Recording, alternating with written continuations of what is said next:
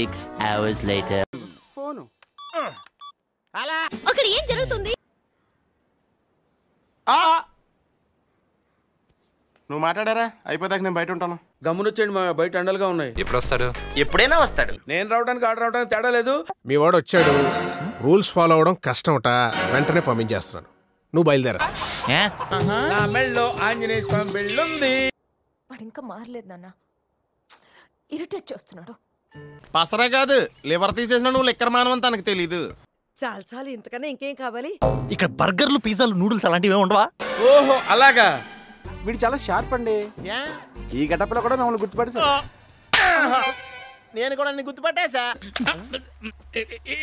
ఏంటి మీరు అలా ఆగ్రహించకూడదు.